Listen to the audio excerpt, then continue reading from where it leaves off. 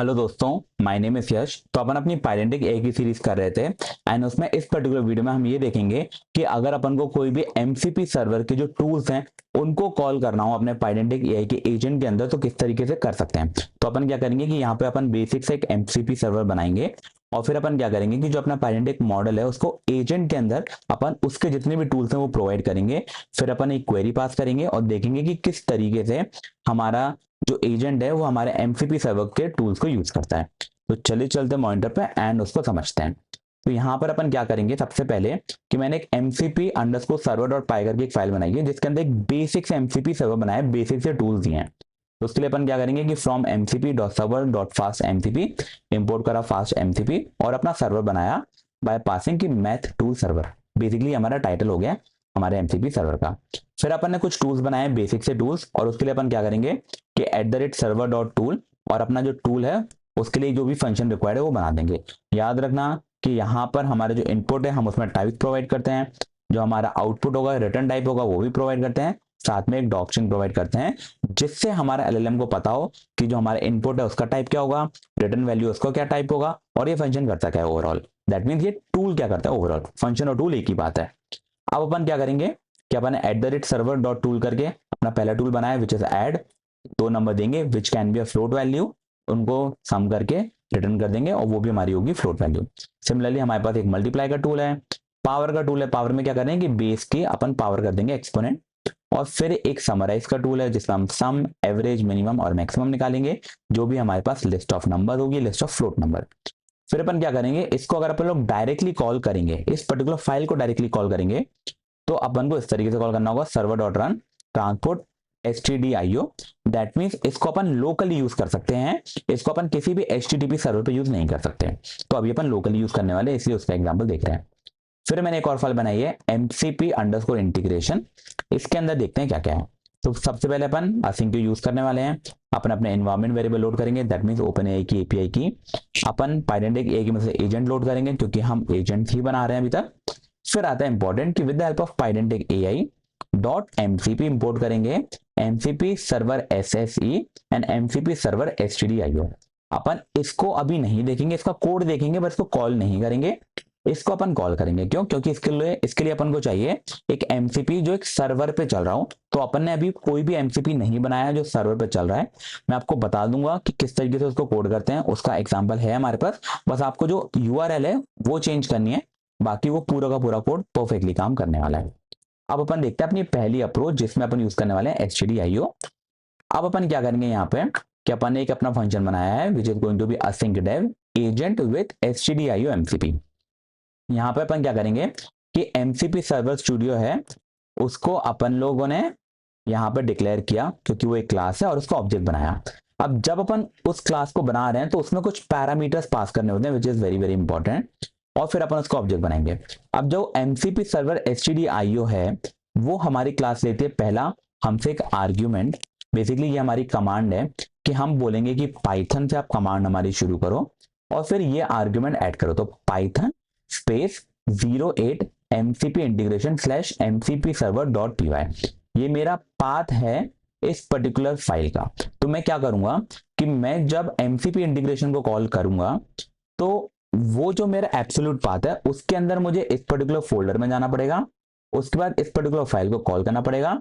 जैसे ही मैं उस पर्टिकुलर फाइल को कॉल कर दूंगा तो मेरा जो एमसीपी सर्वर का इंस्टेंस है वो मेरा इस पर्टिकुलर वेरिएबल में आ जाएगा। क्योंकि आप देख सकते हैं कि जो मेरे पास mcp अंडरस्कोर सर्वर डॉट पाई फाइल है, जब अपन इसको कॉल करते हैं तो हमारा जो सर्वर है वो रन हो जाता है। तो हमारा जो सर्वर है वो रन हो जाएगा और mcp अंडरस्कोर सर्वर पाई में मेरा वो जो mcp का रनिंग इंस्टेंस है वो आ जाएगा। अब मैं क्या कर रहा हूं कि मैंने पायरेंटिक एआई के जो एजेंट था उसको मैंने यहाँ पे बनाया और उसमें मैंने पास करा अपना ओपन एआई के GPT-4o मिनी। इंस्ट्रक्शन पास करे कि you are a math assistant, use the available tools to solve problem, show your working step by step. And तीसरा हमारा इंपॉर्टेंट स्टेप है दैट इज टूल सेट्स और उसमें मैंने directly पास कर दिया मेरा एमसीपी सर्वर का ऑब्जेक्ट। अब ये जो एमसीपी सर्वर का ऑब्जेक्ट पास करा है तो ये पायरेंटिक एआई के थ्रू ही है, तो वो जानता है कि अंडर द हुड मुझे कौन से डिफरेंट फंक्शंस यूज करने हैं to get the all of the tools access. हमें एक्सप्लिसिटली टूल्स को निकालने की जरूरत नहीं है पास करने के लिए, हमारा पायरेंटिक इटसेल्फ उसको मैनेज कर लेता है under the hood. That is a great capability. अब अपन क्या करेंगे कि अपन कॉन्टेक्स्ट मैनेजर यूज करेंगे with agent, use a agent as a context manager to manage the server sub process life cycle. यहां पर क्या होगा कि जैसे ही मेरा ये एजेंट रन हो जाएगा तो जो मेरा एमसीपी सर्वर है वो मेरा वहीं की वहीं बंद हो जाएगा। That is the use of context manager here. अब मैं क्या कर रहा हूँ कि असिंक विद एजेंट, और मैंने बोला कि अवेट करता हूँ agent dot run, asynchronously use कर रहा हूँ।